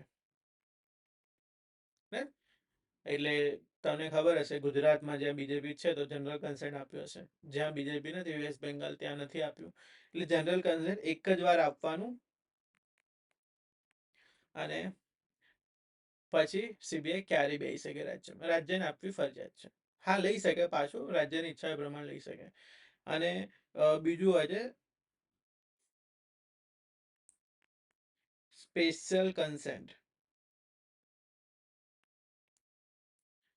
હવે સીબીઆઈને કોઈ રાજ્યમાં કેસ રિગાર્ડિંગ કોઈ ઇન્ક્વાયરી કરવી છે તો એના માટે એને સ્પેશિયલ કન્સેન્ટ લેવું પડે, મંજૂરી લેવી પડે. કોની? રાજ્યની. હવે આ ડિપેન્ડ કરે કેસ ટુ કેસ. એકવાર મળી ગઈ તો બીજી વાર બી ફરીથી લેવી પડે. આ ડિપેન્ડ કરે કેસ ટુ કેસ. દરેક કેસ માટે મંજૂરી લેવી પડે. એવું નથી એકવાર મળી ગઈ તો ગમે ત્યારે આવી જાઓ. એટલે બે પ્રકારના રાજ્યો કન્સેન્ટ આપે, જનરલ અને સ્પેશિયલ કન્સેન્ટ. આઈડિયા કે સ્પેશિયલ કન્સેન્ટ શું હોય છે? કેસ ટુ કેસ તમને રાજ્ય પરમિશન આપશે કે ભાઈ અહીંયા તમે આવીને ઇન્ક્વાયરી કરી શકો અથવા તો ના કરી શકો. અને બીજું શું છે કે જનરલ આપી દીધું, ક્યારે મરજી આવે ત્યારે આવી જાઓ, કોઈ રોકશે નહીં. હવે વેસ્ટ બેંગાલના કેસમાં કેવું છે કે સ્પેશિયલ કન્સેન્ટ આપે છે. પહેલાં આપ્યું હતું જ્યારે એમની અને કોંગ્રેસની ગઠબંધનની સરકાર હતી ત્યારે જનરલ કન્સેન્ટ આપ્યું હતું કે આવી જાઓ. હવે સરકાર ચેન્જ થઈ ગઈ એટલે હટાવી દીધું, સ્પેશિયલ કન્સેન્ટ છે. એટલે મમતા બેનર્જી કહે છે કે પૂછ્યા વગર તમે આવ્યા એટલે ત્યાં પોલીસ તમને પકડીને જેલમાં નાખી દેશે. થયેલું છે, મમતા બેનર્જીએ સીબીઆઈને પકડીને જેલમાં નાખી દીધી છે. ઠીક. હવે ક્વેશ્ચન ઊભો શું થાય? હવે સ્પેશિયલ કન્સેન્ટ સમજે, કેસ ટુ કેસ આપવી પડે. હવે ભારતમાં ડેમોક્રેસી છે. અગર કોઈ અપરાધી, કેન્દ્રનો અપરાધી વેસ્ટ બેંગાલમાં જઈને ભાગી ગયો, હવે મારે ભાગવું છે, મારે વિદેશ લંડન જવાની શું જરૂર છે? હું શું કરીશ કે ભાઈ વેસ્ટ બેંગાલમાં જઈને છુપી લઈશ. તો ખબર છે કે ભાઈ ત્યાં કન્સર્ન નહીં મળવાનું સીબીઆઈને. હવે આવા કેસમાં ધ્યાનથી સાંભળજો શું કહું છું. સ્પેશિયલ કન્સર્નના કેસમાં સીબીઆઈને વેસ્ટ બેંગાલમાં જવું છે. હવે ત્યાંની પહેલી ઓથોરિટી કોણ છે? રાજ્ય સરકાર. હવે રાજ્ય સરકારે પરમિશન ના આપી તો સેકન્ડ ઓપ્શન છે કે સીબીઆઈ ત્યાંની હાઈકોર્ટમાં અપીલ કરી શકે છે. એવું નથી કે રાજ્ય સરકાર જોડે જ બધું છે. સીબીઆઈ ત્યાંની હાઈકોર્ટમાં અપીલ કરી શકે છે. ધ્યાનથી સાંભળજો, તમે ન્યૂઝપેપર વાંચશો એટલે તમને આઈડિયા હશે કે ભાઈ કોલકાતા સીબીઆઈ, કોલકાતા હાઈકોર્ટ અને સીબીઆઈના કેસીસ ચાલતા જ હોય છે. કેમ કે રાજ્ય સરકાર પરમિશન આપતી જ નથી ક્યારે, અને હાઈકોર્ટમાં જ જવું પડે છે. સેકન્ડ ઓપ્શન છે એટલે હાઈકોર્ટ પરમિશન આપી શકે. અને ત્રીજી વસ્તુ બી સમજજો કે ત્રીજી વસ્તુ શું છે કે અગર સ્પેસિફિકલી બહુ ઇમરજન્સી છે અને કોઈક પર્ટિક્યુલર એરિયામાં કોઈ મુસ્લિમ છુપ્યો છે અને અગર તમે આજે નહીં પકડો તો પછી કહેવાય ને કે ભાઈ બીજા દિવસે તો આખું છોડી દેશે. કેમ કે વેસ્ટ બેંગાલથી તો બધા નડે, આગળ અડે જ છે, ત્યાં કાલે ઉઠીને બાંગ્લાદેશ ભાગી જશે. તો થર્ડમાં કેવું છે કે ત્યાંની તમે ડિસ્ટ્રિક્ટ કોર્ટ જોડેથી બી પરમિશન લઈ શકો છો. ડિસ્ટ્રિક્ટ કોર્ટ બી પરમિશન આપી શકે છે સીબીઆઈને કે ભાઈ અહીંયા એને તમે ઇન્વેસ્ટિગેશન કરી શકો. એટલે સ્પેશિયલ કન્સેન્ટમાં 3 પ્રકારના પ્રોવિઝન છે. રાજ્ય સરકાર ના આપે તો શું થઈ ગયું? હાઈકોર્ટ. પછી હાઈકોર્ટમાં બી નહીં જોયું તો બહુ ઇમરજન્સી ડિસ્ટ્રિક્ટ કોર્ટમાં જતો રહીશું. એટલે સીબીઆઈને કાર્યક્ષેત્ર બહુ મોટું જ કહેવાય. ચલો, તો આઈ હોપ તમને આ બધી વસ્તુ આઈડિયા આવી ગયો. સીબીઆઈનું જે બી બેઝિક હું સમજાવવાનું ટ્રાય કરું છું એ ઓલમોસ્ટ બધું થઈ ગયું છે. ચલો, હવે અંદર જોઈએ.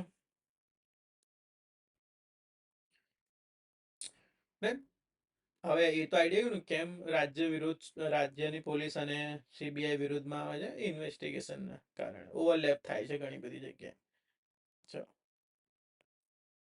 હવે સુપ્રીમ કોર્ટના ચુકાદામાં સ્પેશિયલ કેસીસ જો જે યાદ રાખવાના છે ને, એક્ઝામમાં લખવાનું છે. પહેલું છે Vineet Narayan versus union of India 1997 cases.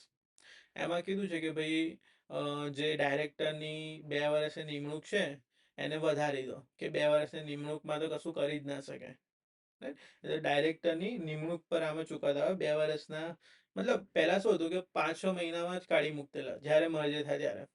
2 વર્ષ તો નતા રાખે. એમણે કીધું કે ભાઈ વિનીત નારાયણ કેસમાં સુપ્રીમ કોર્ટ મિનિમમ ફિક્સ તો કરો કે 2 વર્ષ તો મિનિમમ રાખો. એટલે કાર્યકાળ 2 વર્ષ નિશ્ચિત કરવા માટે સુપ્રીમ કોર્ટે ભલામણ કરી. સેકન્ડ કેસ છે સુબ્રમણ્યમ સ્વામી વર્સેસ સીબીઆઈ ડાયરેક્ટર, 2014નો કેસ છે. હવે આમાં શું થયું કે આની અંતર્ગત આ ચુકાદાએ જે દિલ્હી સ્પેશિયલ પોલીસ એસ્ટાબ્લિશમેન્ટ એક્ટની કલમ 6(a) છે એને ગેરબંધારણ જાહેર કરી.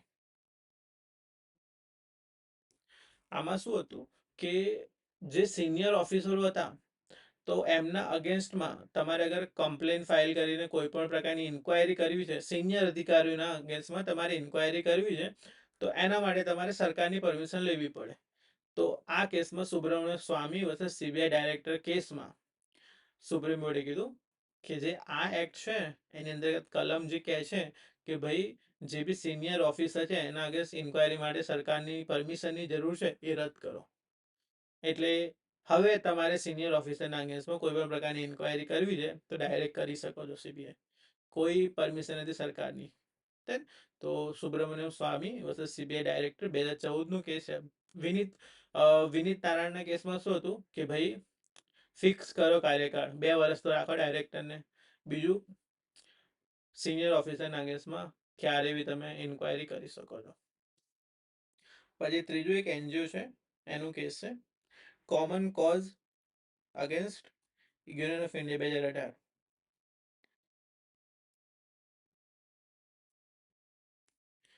તો આમાં મેઇન શું હતું કે કોર્ટે જે સમિતિ હતી એમને સમર્થન આપ્યું મેઇનલી કે ભાઈ વડાપ્રધાન, વિરોધ પક્ષના નેતા અને ચીફ જસ્ટિસ ઓફ ઇન્ડિયા સમિતિ બનાવશે અને સીબીઆઈના ડાયરેક્ટની પસંદગી કરશે, તેને સમર્થન આપ્યું. તો 3 ઇમ્પોર્ટન્ટ છે, કોમન કોઝ, સુબ્રમણ્યમ સ્વામી અને વિનીત નારાયણ. 3 કેસીસ યાદ રાખજો જે સીબીઆઈ માટે બહુ ઇમ્પોર્ટન્ટ છે. ચલો હવે નેક્સ્ટ પડકારો. જો નોર્મલ જે પડકારો છે એ બધા આમાં આવા જ છે. પહેલું પોલિટિકલ ઇન્ટરફેર, એટલે જે પસંદગી છે એમાં પોલિટિકલ ઇન્ટરફેર રહેવાનું જ છે, કોઈ સ્વતંત્રતા નથી. પછી લાલચ, નિવૃત્તિ પછી પોસ્ટિંગ, પછીની પોસ્ટિંગમાં તમને સારી એવી આપશું. એટલે આમાં કોઈ પ્રતિબંધ નથી કે ભાઈ તમે ડાયરેક્ટર તરીકે નિવૃત્ત થઈ ગયા તો પછી પોસ્ટિંગ ના લઈ શકો. એટલે લાલચ હોય છે નિવૃત્તિ પછીની સારી પોસ્ટિંગ માટે.